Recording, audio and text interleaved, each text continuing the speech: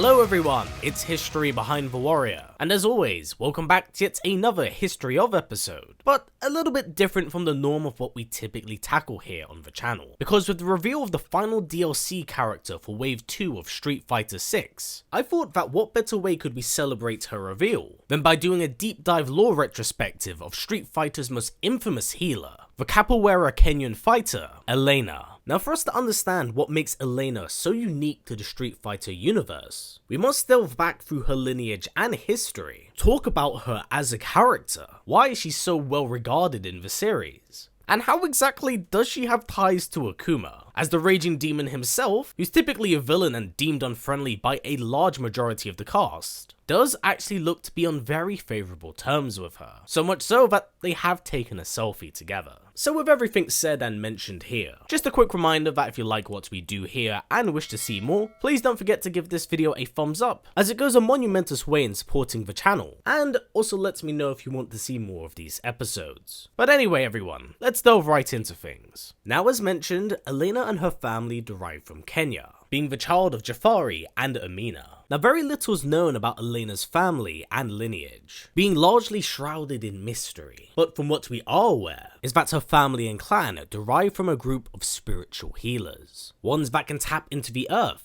and sense spirits and the supernatural. They're very in touch with nature and can sense when something isn't quite right. So because of these supernatural properties, her father and patriarchal leader of their clan, Jafari, would set off and travel the globe, looking to refine his skills in healing, as he earned a PhD in pharmaceuticals and veterinary medicine, later passing his teachings onto Elena. It's unknown if this was a reoccurring thing before Jafari, but he's the oldest known documented member of the family to date that knows how to utilize this. Now Elena would be the youngest child of her family, with her older brother Marcus having been the fighter of the family, being very well trained in the style of capoeira. Now it is unknown of whom Elena learned capoeira from, but it has been documented and recorded that her brother would routinely spar with her, thus making it possible that Marcus was her teacher. But beyond her ancestry as well as her family, little is known about the early years of Elena's life, as it looks like she had quite a comfortable upbringing, having travelled the globe her entire life, and having made lots of friends due to her plucky personality.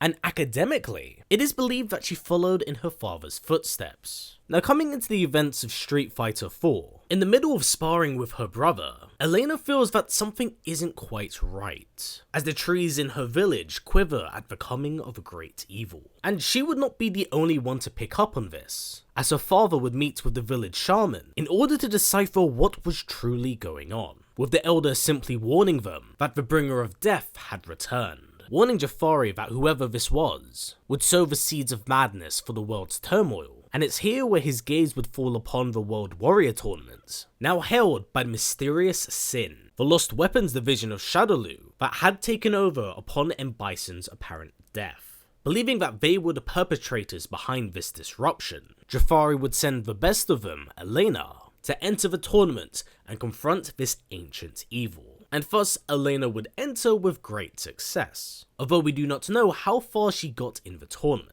And even while she did not confront the likes of Seth nor Bison, when she returns back home, she is able to recall the events of the experience, where we see her encountering the likes of Blanca, El Fuerte, Dudley, and even the likes of Akuma, whom does take quite a liking and shine to her. Because of these travels across the globe, and the exposure she had to all of these wonderful people, Elena decides that it's time to leave her family and travel the globe to meet more fighters, participate in even more tournaments, setting her sights on Japan, where she would encounter the likes of Sakura, spending a considerable amount of time there as a student. Which now takes us up onto the events of Street Fighter 3. Now the various different ports of Street Fighter 3, like Second Impact and Third Strike, meant that she had an ever-evolving story from installment to installment. So from Street Fighter 3 to Second Impact, we come to learn that Elena has settled down really well in Japan, doing exceptionally well in her high school, and having befriended a girl by the name of Narumi. Yet, even while she still does enjoy her travels, she does sorely miss her family, writing back home on quite a frequent basis, to not only maintain her relationship with them, but to also share the wonderful experiences she's had abroad. Now, as we roll into the events of Second Impact, we come to learn that she's actually a fan of Hugo, and is even one of his potential partners in his multiple different endings, with Elena having become part of his tag team, the Beauty and the Beast, dubbed as Elena the Wilderness Warrior. It's unknown of how much success the two shared together, but again it's just another moment where Elena has befriended yet another fighter. Now, canonically, her last appearance would be Street Fighter III Third Strike, where a year had passed since she concluded her studies in Japan, and she's now moved over to France, once again looking for new friends and adversaries through street fighting. And in terms of narrative significance, with the main plotline revolving around Yuri and Gil and the Illuminati, she's largely absent from that main plotline.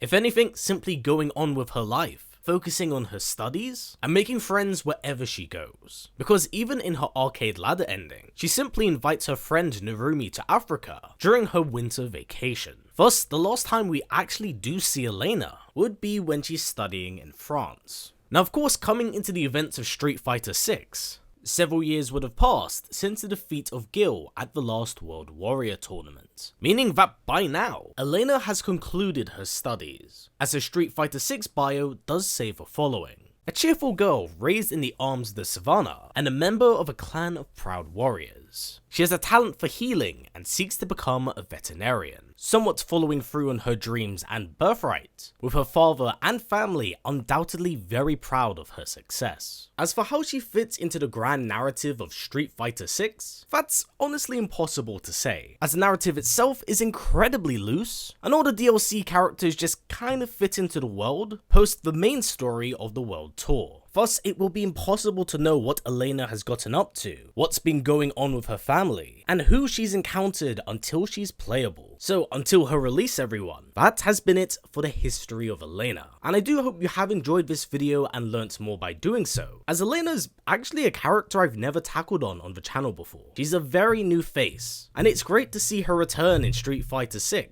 So with that said and everything covered here, what are your thoughts on the return of Elena? Are you glad to see her back? What are your thoughts on the trailer? Please do comment down below. But most importantly, I raise the question to all of you of, how do you think she got Akuma to like her? Because of all figures in the Street Fighter universe, I would have never suspected the sadistic demon murder guy to get along with Elena so well. Please do comment down below, as I'd love to hear your own theories. But until then everyone, that's been it for me. So as always, stay strong, stay well, and I'll catch you in the next one.